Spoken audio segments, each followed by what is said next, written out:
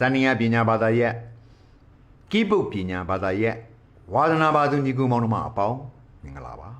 Janodini Timpiamaga Nose Tinganza Napa 3 Pite Okay Tudori Tinganza Atikli Matuagi Nose Tinganza Number 2 Ma Bari Timpia Pigedale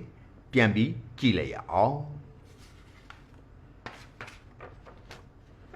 Okay Semi-vrade 1 note 4 bar Tempiagere Zupiagere Minim 2 note 4 bar Tempiagere Zupiagere Crotchet 4 bar Tempiagere Zupiagere Darigu Semi-vrade Dagu Minim Dagu Crotchet Nido Nyamaru Kuru Zimbate Yauni Bilu Susabare Okay She will sell ya all. Patin Biagetale. Okay. Quiva a no. The bigo netche. Fuva Timpiagere, Zupiagere. Semi quiba. 60 no. The bigo leje. Lili sacha. Timpiagere, Zupiagere. Demi semi quiva. 32 no. The bigo shitche. Shillelly 32 okay Pama 29 le Try ro sirama 29 lu Pyopia Tempiage be pite okay Dino go to it the P nache to it quiba the P leisure to it semi quiba the bigo shitche to it demi semi quibalu Nidu Shembatema Yauni Bilu Susade Kaliti out of Balawamle Quagule Chai me Sainele a Miran Geniama pity. Okay. 2 things are thick. Toa Jabasu. Okay, Bia. Hobby. Nirugo C D E F G A B C go. Diatonic loop. Pyoge body. Okay. Apoma Nalo Tong low. A pori along the Nalong Pite, Bacodale, Pentatonic Lu, Tempiagere. Okay? At a Pioginaga, Yaku Tempiada di Sikine Patelu, Tiama Pite, Siki a co oribo. Okay? Netfrelu le core, Siki lule core. Okay? At a Nido di C D E F G A B C, Diadonic TV, Hobibia. C go to, D go re, E go me, F go fa, G go so, A go la, B go T. Pakinele, C gine pite. Okay, Niu go Piopiage bubare. Shepti, Tawemian no atan, Fleddy, Tawening no atan. I don't okay, to a poga, Pentatonic jangu, Piopiama pite. Beharile, the pentatonic. Okay? The pentatonic. Punga long jangu, tempiama, pide, nalong osu, tong long osu. Okay, via, Jime. Tribabi, nalong osu, tong long osu. Okay, I don't chef flen patabi, tuacha basu. Okay, Sigani pido, tawemine, dwe, si chef.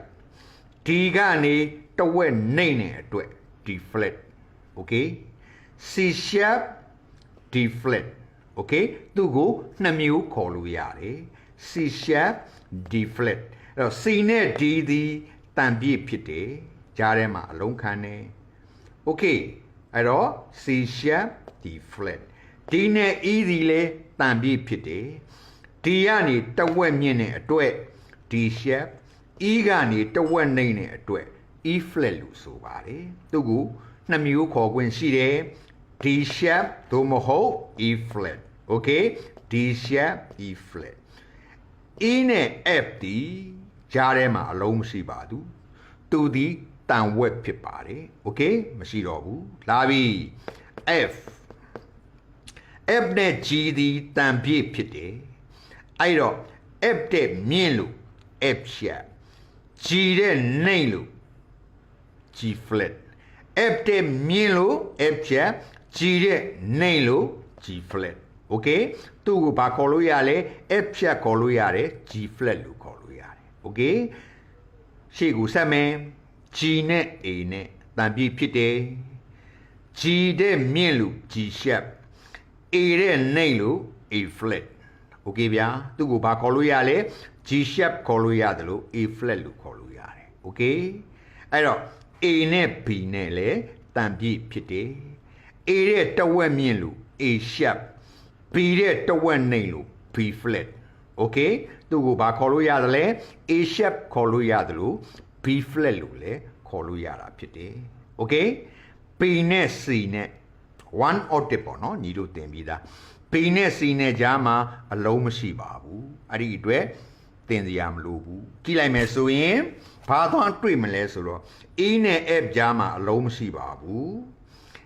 B နဲ့ C နဲ့ကြားမှာအလုံးမရှိပါဘူးကြည့်လိုက်မယ် E နဲ့ F ကြားမှာအလုံးမရှိဘူး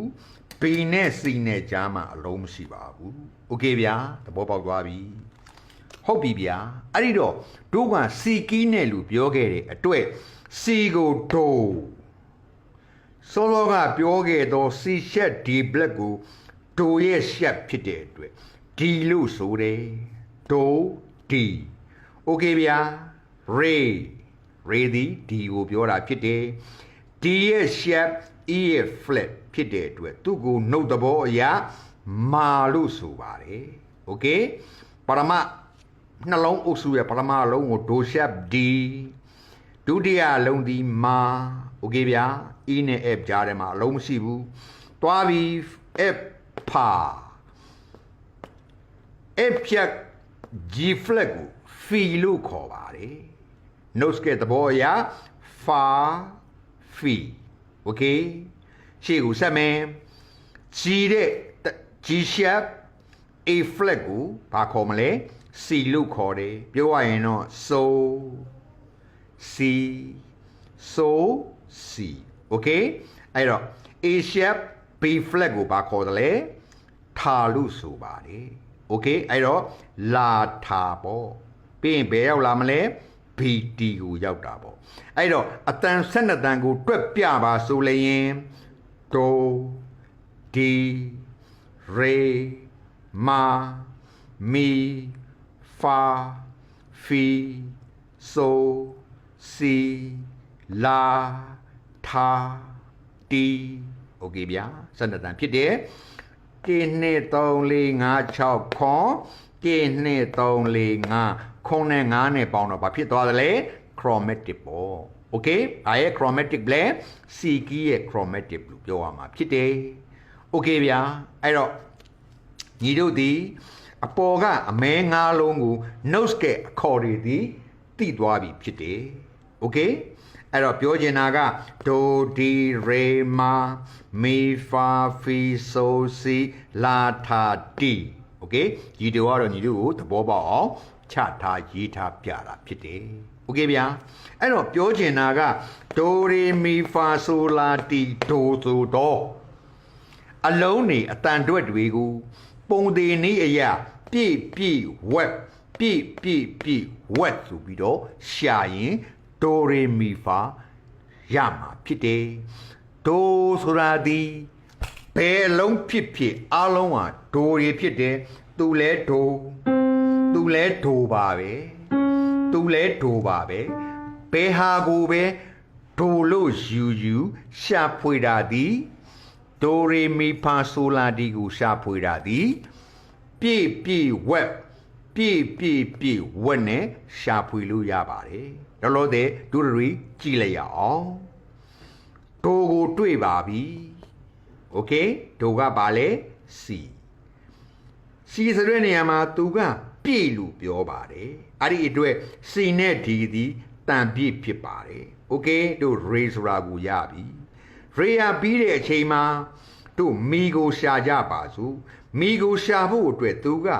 ပြည့်လို့ဆိုထားပါတယ်အဲ့ဒီအတွက် D နဲ့ E ဒီတန်ပြည့်ဖြစ်တဲ့အတွက်တို့တွေဘာရပြီလဲမီဆိုတာရပြီโอเคမီရရင်ဖာကိုရှာမယ်ဖာကိုရှာတဲ့နေရာမှာ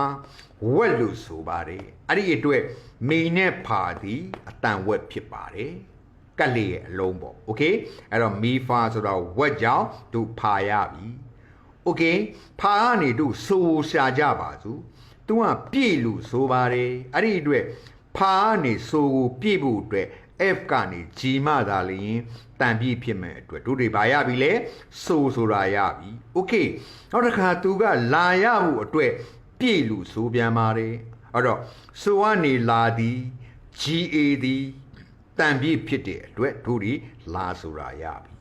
လာရပြီးတဲ့အချိန်မှာထပ်ကြည့်ပြန်တော့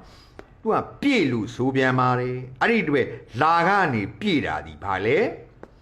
B လုံးဖြစ်နေတယ် A နဲ့ B ဒီတန်ပြည့်ဖြစ်တဲ့အတွက်တို့တွေဘာရပြီလဲ T ဆိုတာကိုရတယ်โอเคအဲ့တော့ T ဆိုတာကိုရပြီးတဲ့အချိန်မှာနောက်ဒိုရောက်ဖို့အတွက်ဝက်လို့ဆိုပါတယ်အဲ့ဒီအတွက်တို့ဘာရပြီလဲဝက်ဖြစ်သော C ဒိုဆိုတာကိုပြန်ရခြင်းဖြစ်တယ်အဲ့တော့ပြောချင်တာကတန်ပြည့်ပြည့်ပြည့်ဝက်ပြည့်ဝက်လို့ဖြစ်ပါတယ်ဒါကတော့လက်ရှိညီတို့ကိုစီကီးရဲ့အပေါ်မှာရှာဖွေခြင်းဖြစ်တယ်ကြိုက်တာကိုတို့တွေဒိုထားမယ်ဆိုရင်ကြိုက်တာကိုဒိုပေါ့စီလဲဒိုထားလို့ရတယ်ဒီ D flat C ဆိုတဲ့ကောင်လဲဒိုထားလို့ရတယ် D sharp E flat ကိုလဲဒိုထားလို့ရတယ်အဲ့ဒါကိုဒိုထားပြီးရှာရင်လဲဒီစနစ်အတိုင်းပုံသေးနည်းအတိုင်းရှာရင်တို့တွေဘာရပြီလဲကြိုက်တဲ့ကီးပေါ်မှာဒီပုံသေးနည်းနဲ့ဒိုရေမီဖာဆိုလာဒီတိုကိုရှာလို့ရတာဖြစ်ပါတယ်ဗျာโอเค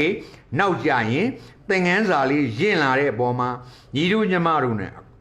ကိုနဲ့အတူတူပြည့်ဝက်ပြည့်ဝက်ကို